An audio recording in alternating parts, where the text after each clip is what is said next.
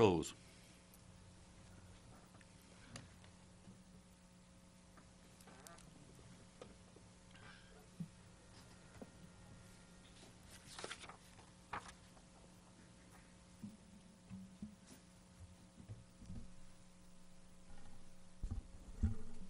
I have a slide set here, so I'm let's see if sorry, I can Mr. Rose, find let it. me get that set up for you.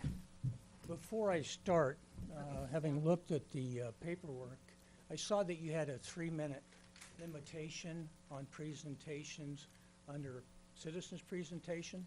I did not see that limitation listed under public hearing. My presentation will exceed the 3 minutes. Okay, you can certainly make your presentation. Thank you.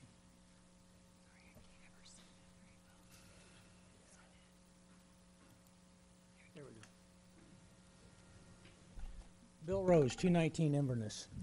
Before I start on this, I wanted to respond just briefly to the general manager's presentation on rates. Fortunately, the numbers that she used in her comparison on the sewer scenarios, hard to say, is same information that was presented at your rate workshop. And I did go through those numbers, and then at your June meeting, or July meeting, 6/16, I made a presentation to you showing that I felt that there were significant errors in those numbers.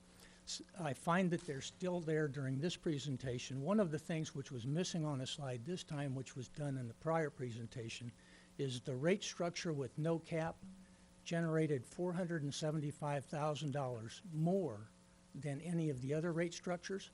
That then flows through all of the rest of the cost scenarios are shown and invalidates those scenarios. Also, in the general manager's presentation, she spoke specifically about fixed rates and how those are determined and how those are set. In the presentation between the various sewer scenarios, those fixed rates were allowed to vary between $14 and $19. Personally, I fail to see how that can be if those are fixed. And so once again, that type of information flows through into the cost structure at the end and invalidates it. Let me move on to my formal presentation now. Bill Rose, 219 Inverness. This evening I would like to address, let's see which system we're going to use here. This evening I would like to address the rationale for a Texas Public Utilities Commission rate appeal and touch on winter averaging.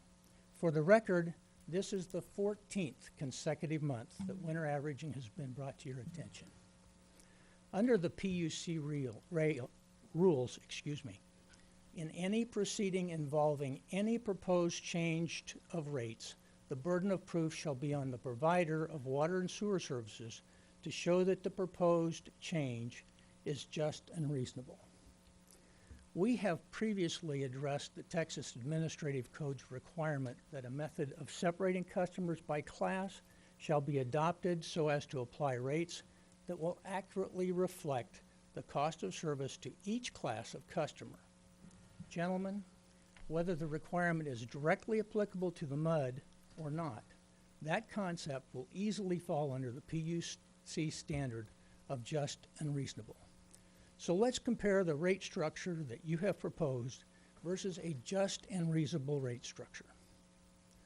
This slide shows the monthly volume processed at the wastewater treatment plant on the top line, the monthly commercial water volume charged, the sewer fee on the bottom line, and the amount of residential volume processed in the middle.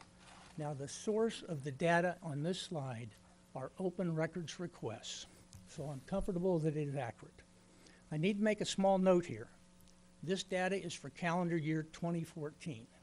I filed an open records request on June 29th to gather more current data for this presentation. An open records request requires a response of some sort within 10 working days. That would have been July 14th. I did not receive a response. So on July 17th, the 13th working day, I sent a query on status and received an incomplete response with missing data. This morning, working day 15, I received the requested data at 9:19. Your public presentations policy requires presentations to be submitted 2 days prior for review. Therefore, the data in this presentation is not as current as I would prefer. The total processed, back to the slide here, the total processed in that calendar year was 321.1 million gallons, residential 185.8 million gallons, and commercial 135.3 million gallons. Bill, can I ask you a question on that chart? If you don't mind, I'd like to save the questions. Well, till hang the on, end. I think your numbers are way the heck off. I understand And the that, rest of your presentation is based on those numbers. and those numbers came from the open records request, and as far as I'm concerned, if those numbers are wrong, then I've been given misinformation. Or you've added them wrong, Bill. The amount you're showing percent for commercial ain't nowhere near what commercial is. 42% is ludicrous. We don't do that in Trophy Club. We don't have that many commercial accounts to start with. The numbers. I don't know how you did your number. Now, you said you used calendar year. We actually took the fiscal year and took every single home and calculated the data. It's accurate within 1,000 gallons. I don't know where you added your numbers, but I got to tell you, my friend, they ain't right. All I can tell you is that those numbers come off an open records request. Then you didn't add them up right, Bill. The Excel sheet takes care of the addition. And obviously it doesn't. That's not a correct number. I will stand behind the number as long as the MUD stands behind the data that I've been given. Bill, let's If I may I continue? try May I to keep continue? this moving, if you will. Thank you. Because Thank you.